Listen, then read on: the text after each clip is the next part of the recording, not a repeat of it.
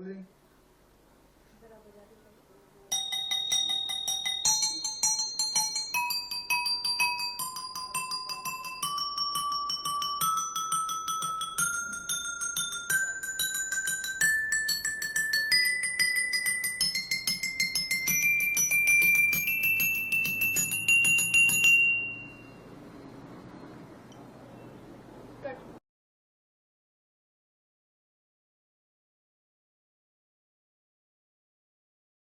राजा साहब जो यहाँ के ब्रजनाथ सिंह जयदेव थे, उनको संगीत का बहुत शौक था, तो वो चाहती था कि ऐसा कोई उस्ताद मिले कि जो कई वाद्यों का जानबकार हो। तो कोई बंगाली थे कलकत्ता में, उनसे राजा साहब का वो था, तो उनसे कह रखे थे। तो बाबा साहब जब अपने गुरु से शिक्षा लेकर के कलकत्ता पहुँचे तो वहाँ पर उनका संगीत समारोह हुआ। तो उन्होंने सुना, उनको बहुत अच्छा लगा। तो यहाँ महाराजा साहब को खबर भेजा कि ऐसे ऐसे एक उस्ताद हैं। तो उन्होंने, राजा साहब ने कहा कि ठीक है, उनको मेजर भेजिए। तो आए यहाँ वो। तो राजा साहब ने बाबा जी से कहा कि उस्ताद हमको ऐसा एक बैंड बना दीजिए कि जो बहुत अच्छा हो। तो कहा ठीक है। तो ऐसे छोटे छोटी उम्र के, कोई 5 बरस का, कोई 6, कोई 8, 10 ऐसे लड़के जो है इकट्ठा करके बाबा के सुपुर्द किए गए। तो बाबा ने जो है सबको अभ्यास कराना शुरू, किसी कोई साज दे करके, किसी को कुछ। उसमें 4 महिलाएं भी थी। तो बाबा ने इसको जो है बहुत मेहनत परिश्रम करके बनाया। उस जमाना वो 16 बताया जो आप, 1916 में बहुत पुराना जमाना था उस समय पर। तो बाबा ने बड़े परिश्रम से इसको बनाया और बहुत अच्छा हुआ। वहाँ कॉन्फ्रेंस में लखनऊ में गया, बहुत लोगों ने इसको सराहा। इससे पहले इस तरह का कोई बैंड था? इस तरह का तो नहीं था। जब कॉन्फ्रेंस हुआ लखनऊ में तो 4 बैंड आए थे, एक सूरत का, एक बड़ौदा का, एक रामपुर का, एक मैहर का जी। चारों का कंपटीशन हुआ, तो इसी को पास किया। तो समझ लीजिए ऐसा बैंड था कि जिस बात पर ये हुआ, मंच के ऊपर प्रदर्शन हुआ इसका, तो समझ लीजिए किसी उस्ताद का नहीं जमा गाना बजाना। तो फिर ऐसा हम लोगों को रख दिया कि सवेरे आखिर में हम लोगों का प्रोग्राम होता रहा। बहुत अच्छा बैंड था। बाबा बीच में खड़े होकर वायलिन बजाते थे और बहुत उम्र छोटी छोटी थी उसमें लोगों की। बहुत परिश्रम किया। बाबा कह रहे थे कि ऐसा भारतवर्ष में ऐसा बैंड नहीं इसका मालूम।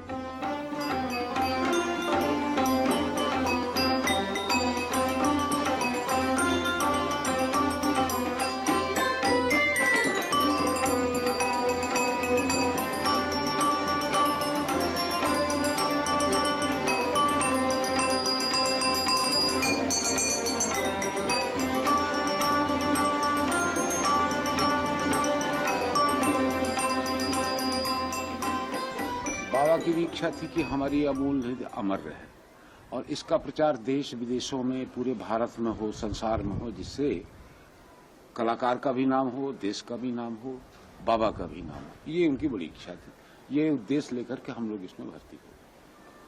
वो वही कर रहे हैं। जब से हम लोगों की भर्ती हुई तब से वही कार्यक्रम चालू है। डेली रियाज करना, जहाँ भी प्रोग्राम्स हों वहाँ प्रोग्राम देना, बस यही है।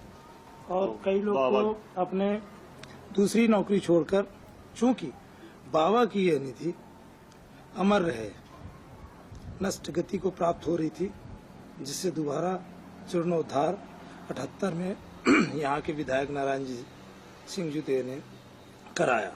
हम लोगों का मूल उद्देश्य, चूंकि हम लोग मैहर के ही हैं और ये चाहते हैं कि बाबा की ये सारी निधि क्रमवार पीढ़ी दर पीढ़ी चलती रहे, इसलिए हम दूसरी नौकरी छोड़कर इसमें आए।